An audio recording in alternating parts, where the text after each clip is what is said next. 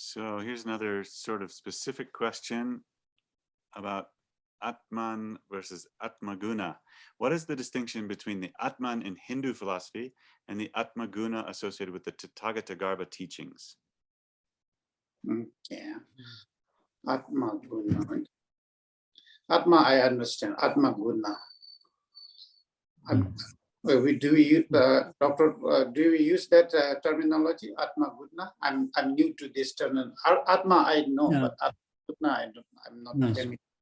I don't think the term Ātmaguna is specifically or as it is used in the Tathāgatagarbha teachings, but guna, certainly, the qualities. Yes, right. Yeah. The Buddha gunas. Buddha gunas. Yeah, you can say Buddha gunas, but not the Atma gunas, I guess. So that is, again, that's whole, again, there is a whole thing about this the Shentong part, you know, and Rangtong Shentong begin. So the main thing I would say is now,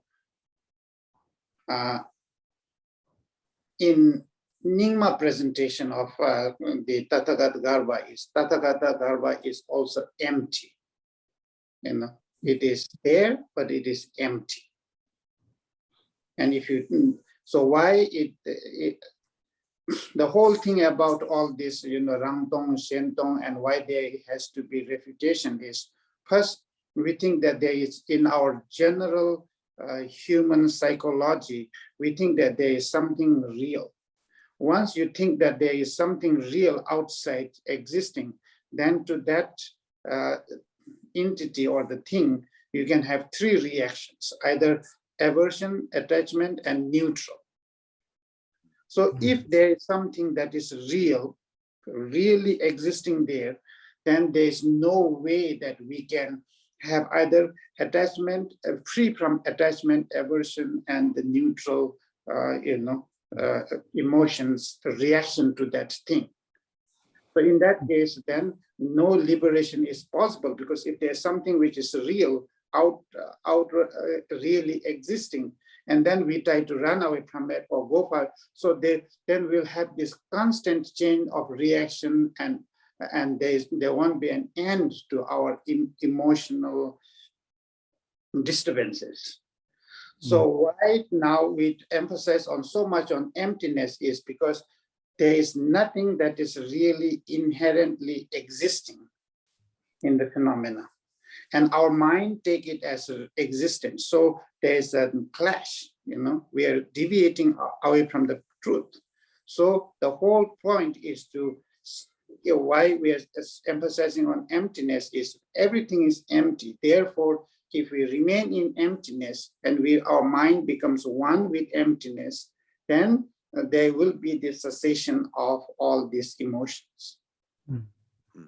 So that's why then in the same way, then in the difference between the Atma and Buddha nature, or Tathāgatagarbha, would be that Tathāgatagarbha, according to Nyingma understanding, is also in its nature, it is empty, not that, and we need to understand that as emptiness also, you know, from our form to all the way to Buddha nature is seen as emptiness. Yeah, if I may also add to this, I think, you know, there is this constant debate about Buddha nature being a kind of a Atma in disguise being brought into Buddhism. And then there is this counter argument about how Buddha nature is quite different from Ātman, and there are a lot of arguments and distinctions being made. But in the end, I think what really matters is what do you mean by Ātman or Buddha nature or Tathāgatagarbha? And I think Buddhist scholars seem to all agree that the true sort of Buddha nature, the state of Buddha nature, should be free from any conceptual constructions and elaborations, that the mind should be thoroughly stilled. It should be totally without any prapancha, no, it should be nishprapancha, todel, free from all elaborations. And if one really hits that point, whether one calls that an Ātman or Buddha nature or whatever, you probably get that reality. And a lot of the more sort of absolutist, mystical presentation of Buddha nature or Buddha nature even as Ātman, using the term Ātman, is done based on meditative experience more than intellectual analysis. So maybe when people really get to that point, when they have that mystical experience, it doesn't matter what you want to call it, Ātman or Buddha nature or nature of your mind, you probably get it.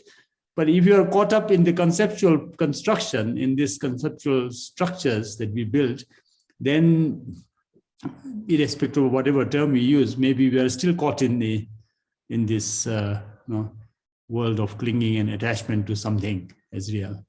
So sometimes this whole debate about Buddha nature being Ātman or not Anatman, it seems to all revolve around personal experience, whether one is really genuinely having that experience free from all elaborations and mental constructions.